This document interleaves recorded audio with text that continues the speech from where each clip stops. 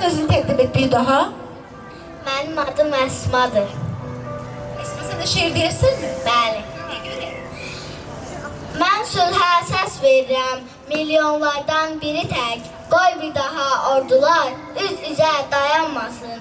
Mən sülhə səs verirəm, bombaların səsindən beşikdəki körpələr hıçqırıb oyanmasın. Mən sülhə səs verirəm, böyük kəndlər, şəhərlər viran olub qalmasın, tüstü duman içində. Mən sülhə səs verirəm, qədim abidələri yerlə yeksan etməsin, toplar bir an içində.